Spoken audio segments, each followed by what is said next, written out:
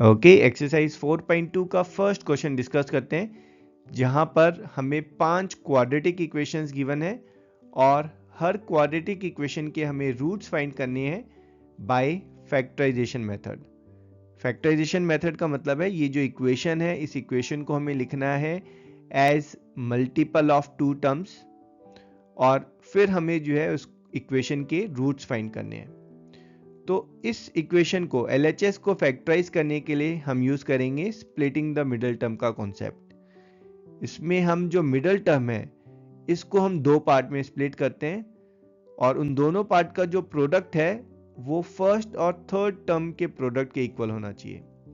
तो कहने का मतलब ये है कि फर्स्ट और थर्ड टर्म में जो कॉफिशिएंट्स का प्रोडक्ट है दैट्स -10, 1 टाइम्स -10 इज -10 और इसको जो हम स्प्लिट करेंगे, सॉरी इसके जो फैक्टर्स हैं उनका सम जो है वो -3 होना चाहिए।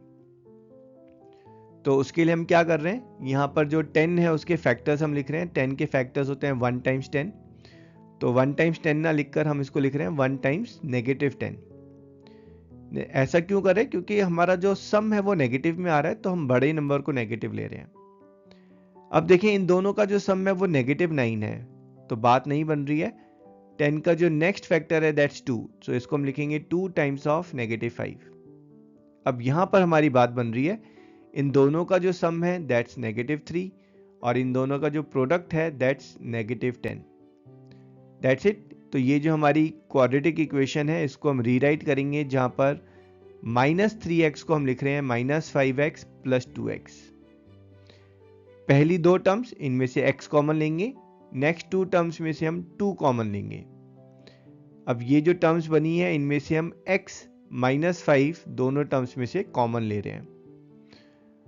Now this is what factorisation is, है ना। ये जो इक्वेशन थी इसको हमने एज प्रोडक्ट ऑफ 2 टर्म्स लिख दिया है। दोनों इक्वेशन सेम है। यहां पर इसको ऐसा लिखने का फायदा क्या है कि हमें पता है कि किसी भी दो टर्म्स का प्रोडक्ट जीरो सिर्फ और सिर्फ तभी हो सकता है जब दोनों में से कोई एक टर्म जीरो हो। मतलब या तो x -5 जीरो होगा या फिर x + 2 जो है वो जीरो होगा। दैट इज x जो है वो या तो 5 होगा या फिर x की वैल्यू -2 होगी। And these are the roots of the given quadratic equation and that's our answer. Let's check the second part. Second part में कहानी और अप्रोच सेम है। इस LHS को फैक्टराइज करने के लिए हम यूज करेंगे स्प्लिटिंग द मिडल टर्म का कॉन्सेप्ट। दैट इज आपका जो मिडल टर्म है इसको हमें दो पार्ट्स में स्प्लिट करना है सो दैट उनका जो प्रोडक्ट है वो -12 होना चाहिए। 2 टाइम्स ऑफ -6 दैट्स -12। तो आपका जो -12 के फैक्टर्स है ना, 12 के फैक्टर्स इज 1 टाइम्स ऑफ 12। अब यहां पर हमारा जो सम है वो पॉजिटिव है, तो हम ऐसा कर रहे हैं कि छोटा वाला फैक्टर है उसको नेगेटिव लेते हैं और बड़े वाले को पॉजिटिव, ताकि सम हमारा पॉजिटिव आए। अब यहां पर जो सम है वो 11 आ रहा है, तो कहने का मतलब ये है कि अगर यहां पर +x की जगह +11x होता तो हमारी बात यहीं पर बन जाती है ना। हम 11 को स्प्लिट करते -1 में और +12 में, बट अभी हमें चाहिए सम एज +1। तो 12 का जो नेक्स्ट फैक्टर है 1 के बाद that's 2, so we can write -12 as -2 times of 6। यहां पर सम कितना है 4, तो अगर मिडल टर्म 4x होती तो हम इनको यूज करते, बट अभी नहीं। 12 का 1 2 के बाद factor is 3, so this is -3 times of 4। यहां पर हमारी बात बन गई, क्योंकि -3 और 4 का जो सम है दैट्स 1। तो ये जो सेंटर में जो 1x है ना, 2x² + x -6 में जो 1x है, 1x को हम स्प्लिट करेंगे एज -3x एंड 4x में, क्योंकि इनका सम जो है वो हमारे पास 1 आ रहा है। That's it. अब जो पहली दो टर्म है इनमें से हम 2x को कॉमन लेंगे, नेक्स्ट 2 टर्म्स में से हम -3 को कॉमन लेंगे। ये जो टर्म्स बनी है इनमें से x + 2 को हम कॉमन लेंगे। तो दो टर्म्स का प्रोडक्ट जीरो सिर्फ और सिर्फ तब होगा जब दोनों में से कोई एक टर्म जो है वो जीरो होगी। या तो x को -2 होना पड़ेगा या फिर 2x को 3 और x को 3/2 and thus the roots of this given equation are -2 and 3/2 and that's our answer। चलिए जी, इसी क्वेश्चन का अब थर्ड पार्ट चेक करते हैं। चलिए जी, थर्ड पार्ट सॉल्व करते हैं। थोड़ा सा डिफरेंट है कंसीडरिंग कि यहाँ पर कोफिशिएंट्स जो हैं वो इर्रेशनल नंबर्स हैं, लेकिन हमारी अप्रोच सेम रहेगी। हमें LHS को पहले फैक्टराइज करना है और फिर हम रूट्स फाइंड कर सकते हैं। तो LHS को फैक्टराइज करने के लिए हम यूज़ करेंगे splitting the middle term concept. तो यहाँ पर हमें मिडल टर्म 7x को स्प्लिट करना है कि उसका जो प्रोडक्ट है वो √2 टाइम्स 5√2, जो प्रोडक्ट है वो √2 टाइम्स 5√2 और 10 होना चाहिए। तो इसके लिए हम क्या कर रहे हैं, हम 10 के जो है फैक्टर से डील करेंगे। 10 का पहला फैक्टर है 1 and we know 1 times 10 is 10। लेकिन यहाँ पर हमारी बात क्यों नहीं बन रही, क्योंकि 1 + 10 जो है वो 7 नहीं है, वो 11 है। 10 का दूसरा factor 2, so 2 times 5 that again is 10 and 2 + 5 that's 7। और यही हमें जो है इसको स्प्लिट करना है। हम 7x जो इक्वेशन है, इस इक्वेशन में हम 7x को लिखेंगे 2x + 5x करके। अब आगे की कहानी जो है वो रिलेटिवली इजी है। हम पहली दो टर्म्स में से √2x जो है उसको कॉमन लेंगे, अंदर बचेगा x + √2 और नेक्स्ट टू टर्म्स में से हम 5 कॉमन ले रहे हैं और अंदर बचेगा अगेन x + √2। इन दोनों टर्म्स में से हमने x + √2 कॉमन लिया है and the second left is √2x from here and +5 from here। अब हमें मालूम है कि दो टर्म्स का जो प्रोडक्ट है वो 0 सिर्फ और सिर्फ तब हो सकता है जब दोनों में से कोई एक टर्म 0 हो। तो या तो x + √2 0 होगा और नहीं तो √2x + 5 को 0 होना होगा। x + √2 0 मीन्स या तो x जो है वो -√2 होगा और x will be -5/√2। That's it. These are the two roots of the given quadratic equation। तो हमारी जो एंड स्टेटमेंट होगी, thus the roots of the given equations are -√2 and -5/√2 and that's our answer। Let's check the fourth part। Okay, ये जो quadratic equation है ये बाकी सबसे थोड़ा सा अलग है क्योंकि यहाँ पर फ्रैक्शंस इन्वॉल्व हुए हैं एंड एक्चुअली पहले स्टेप को छोड़कर बाकी सारे स्टेप्स जो है वो सॉल्विंग के सेम होंगे। पहला स्टेप क्या होगा, to get rid of this fraction. उसके लिए हम पूरी इक्वेशन को मल्टीप्लाई करेंगे 8 से and will get 16x² - 8x + 1 is 0। That's it. बाकी सारी अप्रोच सेम है। हमें यहाँ पर LHS को फैक्टराइज करना है। फैक्टराइज करने के लिए हम यूज करेंगे splitting the middle term concept, जहाँ पर हम -8x को स्प्लिट करेंगे सो दैट उन दो टर्म्स का जो प्रोडक्ट है वो 16 टाइम्स 1 और 16 होना चाहिए, है ना। तो हम 16 के यहाँ पर फैक्टर्स बनाएंगे और उन फैक्टर्स का सम जो है वी आर लुकिंग फॉरवर्ड -8 हो जाए।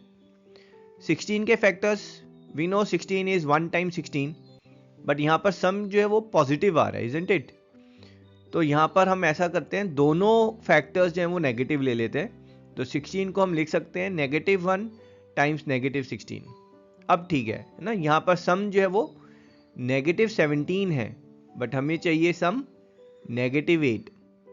तो 1 के बाद जो next factor we are taking 2, so it's -2 times of -8। यहाँ पर सम हमारे पास आ रहा है -10।